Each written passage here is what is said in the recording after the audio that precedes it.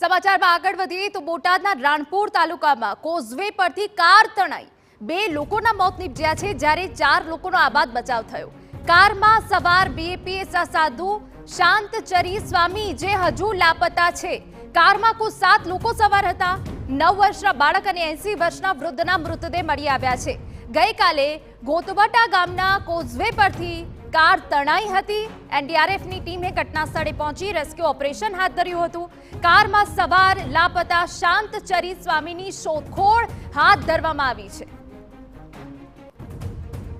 કોશિશ કરતો ગાડી તણાવી હતી, તેમાંથી 4 લોકો એ વખતે નીકળીને બચી ગયા હતા અને 3 લોકો ગાડી સાથે તણાઈ જતા ફસાઈ ગયા હતા, જેમાંથી 2 લોકોના બોડી મળેલી છે અને એને પોસ્ટમોર્ટમ માટે મોકલી દીધેલી છે અને એક વ્યક્તિ છે એ લાપતા છે। એના માટે એનડીઆરએફની ટીમ આવેલી છે।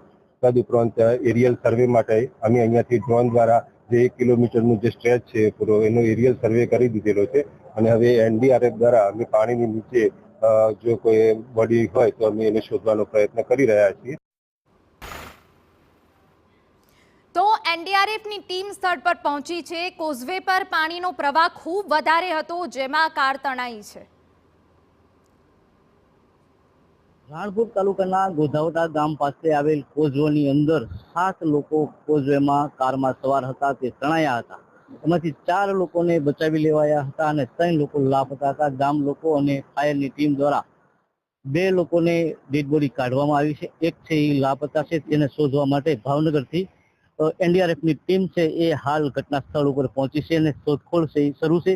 અહીંયા મામલતદાર, ડીડીઓ સહિતના અધિકારીઓ પણ હાલ ઘટના સ્થળ ઉપર પહોંચ્યા છે અને તપાસ કરી રહ્યા છે અને બીએપીએસ મંદિરના સંતો પણ અહીંયા ઉપસ્થિત છે, કારણ કે એમાં 2 સંતો હતા અને બાકી 7 લોકો હતો, એમાંથી 4નો આબાદ ગામ લોકોએ બચાવ કર્યો હતો અને 3 લાપતા હતા। 2ની ડેડ બોડી હાલ મળી ગઈ છે અને તેને પીએમએ મોકલી આપવામાં આવ્યા છે। એક લાપતા છે, તેને શોધખોળ છે એ હાલ શરૂ છે। આપ જોઈ શકો છો દ્રશ્યની અંદર આ ટીમ દ્વારા શોધખોળ હાલ કરવામાં આવી છે અને શોધખોળ શરૂ છે, ત્યારે વહેલી તકે ડેડ બોડી ગોતે એવી લોકો માંગ કરી રહ્યા છે અને સમયમાં મળી પણ જશે એવી રાહ જોઈ રહી છે। બ્રિજેશ સાકલિયા, TV9।